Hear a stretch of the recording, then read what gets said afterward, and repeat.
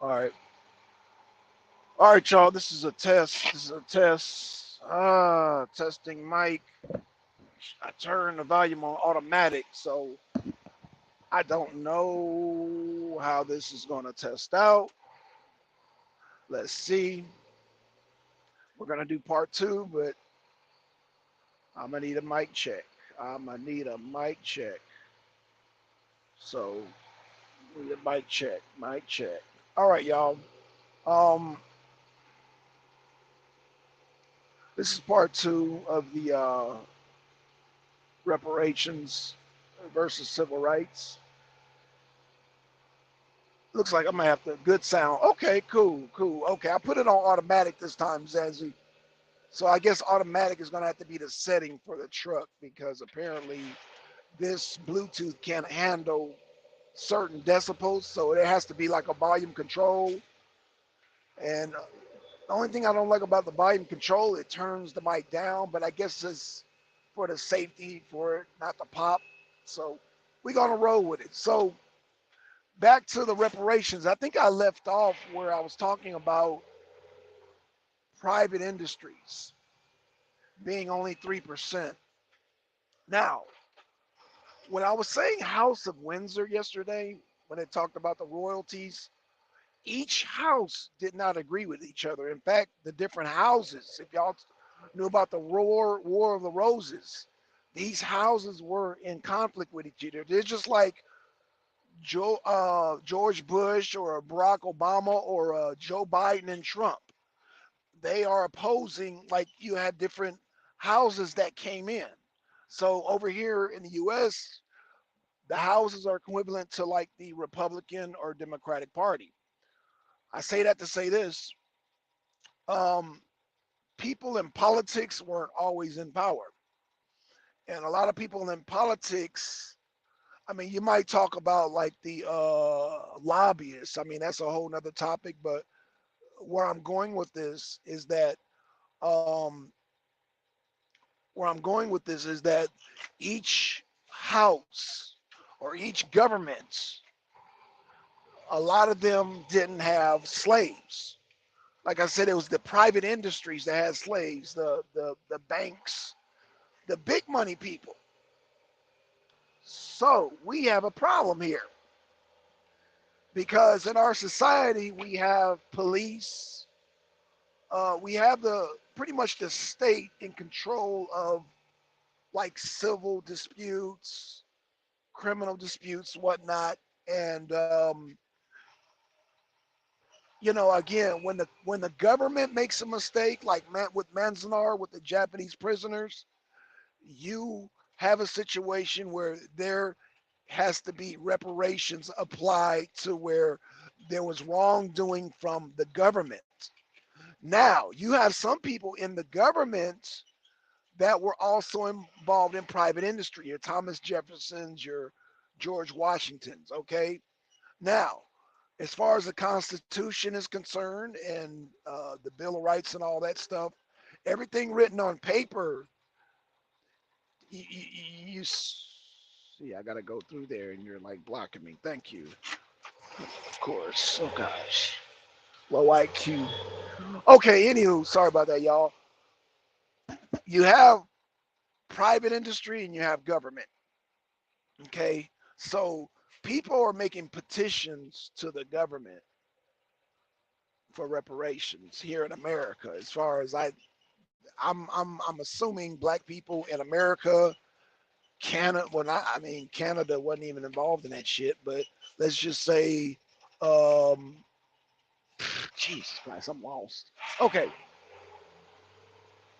okay, let's say it again. Okay, so people in Canada, people in the UK, people in America. All right, let's just use those three countries. Okay, now let's say that okay, we got people in those three countries taking resources out of Africa. That's a whole nother paradigm because um, Africans in America are not sovereign to those African nations. So that's number one. We can't scream about what arrangements those governments have with African governments when it comes to reparations. That's number one. Number two, when you become a citizen of the United States, especially when you have civil rights, when civil rights was signed off, listen to me. When Martin Luther King signed off on civil rights,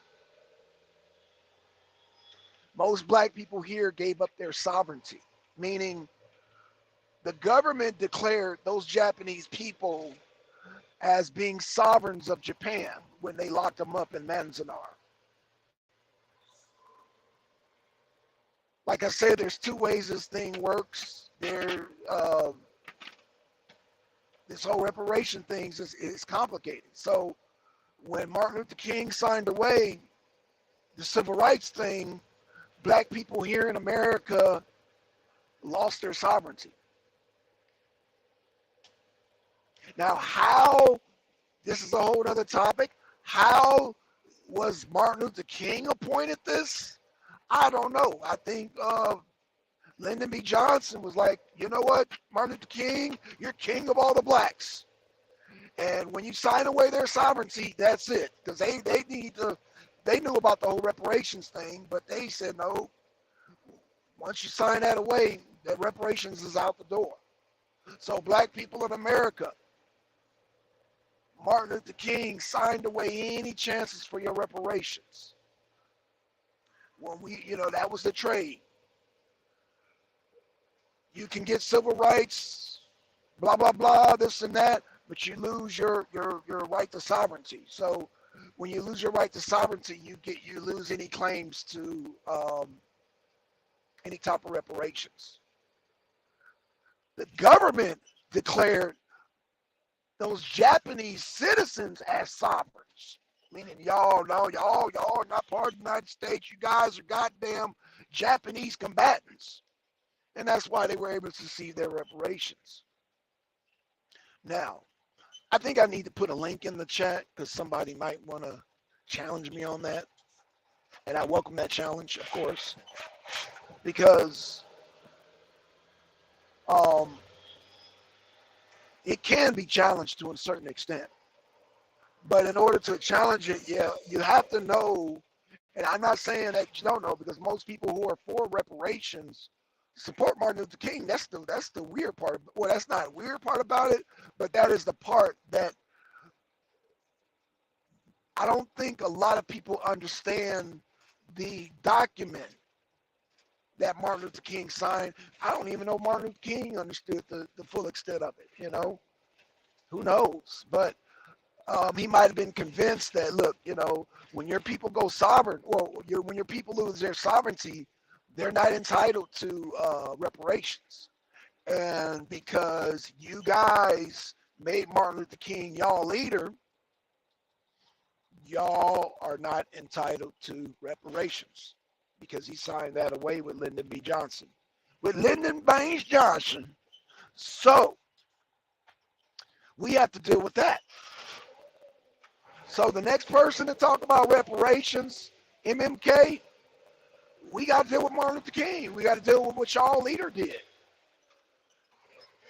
Got to deal with y'all leader because Martin Luther King was against black nationalism. The last people who were sovereign in this nation that declared sovereignty was Malcolm X. He was the last bastion of black sovereignty. Let me say it again. Malcolm X was the last bastion of sovereignty. So, a lot of y'all choose Martin Luther King over Malcolm X. A lot of y'all say, oh, Malcolm X, and Martin Luther King wanted the same thing. No, they didn't. Well, that's complex too. That's a complex situation. So again, Martin Luther King signed away any of y'all chances for reparations. That's it. Martin Luther King was at the forefront of civil rights. And when you become civil, you can't be declared as a sovereign. Now you can be declared as an enemy combatant and still be a civil citizen of the United States, but they can still declare you as a combatant. So that's what they're doing to us today. We're citizens, but we're considered as combatants. But they reduce it down to more petty crimes and more. Well, it's see, that's a whole other topic when we get into economical injustices and all that. That's a whole nother.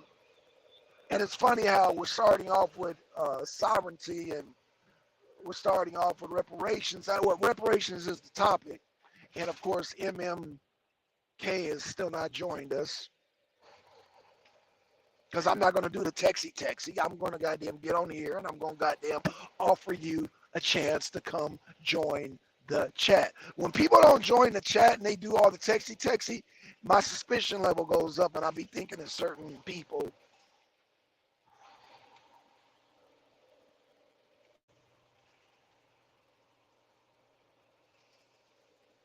So that's why I say join the panel, man, because if you don't join the panel, my suspicion levels go up. If you say you is who you say you is, when you use language like that, my antennas really go up, because a lot of people use that broken English and don't even realize they're using it. So, yeah. Anywho, I'm not going to be on here long, but like I said, if y'all want me to go more in depth to it, do a part 3, part 4, part 5, leave a like. And share the video and leave a comment saying you want to hear more on this. I will go more deeper into it.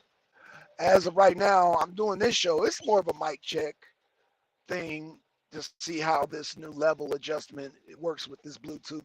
This Bluetooth is really not designed for doing blog shows, so I'm going to get a camera and get a mic that is aligned to blogging. This is not for blogging, apparently. So, yeah, and I do got a camera on the way. So I will give y'all better quality shows from the truck, and I'll be able to take it back home if I choose to do shoots from there, just depending on the quality of the camera, which is going to be better than this. It's definitely going to be better than this. Now, the computer I got at home, it's a nice 1040p, but what's the use of having a 4K camera if you're only going to be able to shoot in like I think it's 720 and then I'm talking technical stuff. Y'all don't even.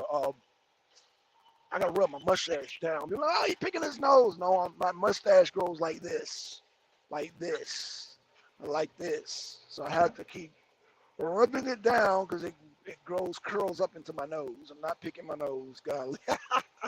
So anywho, I think I got to bring back GAB. Yeah. So all right, y'all. I'm going to look like we got 13 minutes. It's pretty good for a sound check show. But again, let's recap what I did in part 2 because I might do a part 3. 3%, which is their private industries, are the ones who own slaves. That's number 1. Number 2, most of your different factions of governments, your different royalty houses, even with royalty, split it up into different houses. 470. Oh, that's BA, man. My homeboy BA. 3%. So I gotta get in touch with him. I'm probably gonna do a shoot when I get these new cameras with him and the militia. So, MMK, I hope that answers your question because I drive a lot and text and just can't really. So I wish you would come on the panel and we could further discuss this because it seems like you got a lot of questions about reparations since you got spanked on the freedom part. So that's basically it with reparations. Reparations falls in hands of governments that have declared war on sovereign nations, okay? So you have to be a nation that has been declared war on. When black people agreed to civil rights, when they chose their leader to sign away their sovereignty for civil rights, that's where you lost it. That's where you lost it. You gained civil rights and you lost your sovereignty. That's it. That's it. And so I don't know what to say to that. Martin Luther King was y'all leader, and that's what he did. He signed away your sovereignty for civil rights. He traded it in. So I hope that answers your question. If y'all need me to explain that even further, then we'll go into it. But yeah, he signed it away. That's it. So maybe we'll do a part 3. I don't know. But hopefully that answers MMK's question. Oh, we got another person in here. So hopefully that will alleviate the back and forth that I'm having with this person about reparations. Again, the government is not responsible for reparations against its citizens. That would fall on the private industry. And the government cannot force private industries to pay you reparations. Here in the U.S., oh gosh, so I said, it's complicated because you're dealing with the United States government, you're dealing with private industry, you're dealing with civil rights, you're dealing with sovereignty. Then you're dealing with people who are no longer here. Most people, when dealing with reparations, get their reparations within the lifespan of the people who have been wronged. Like I said, the people of Manzanar were still alive when they got their reparations. The people of France still were alive when they got their reparations from Haiti. We can go down lists of the Jews got their reparations during the time of in Nazi Germany. So we can go on and on about reparations, and then that's a whole other thing too, because we're paying reparations to the Jews, and that was done by Hitler. So that was a whole weird thing, you know what I'm saying? So that's a whole complexity thing. So yeah, I hope that's satisfactory for the ones who had questions about reparations. Why, England, the Queen, and Canada, and even the United States don't pay black people reparations. I hope that is suffice. If not, let me know in the comment, and I'll do a third show and we'll go more into it. But I think that's satisfactory. I hope. So with that being said, I'm out. Peace.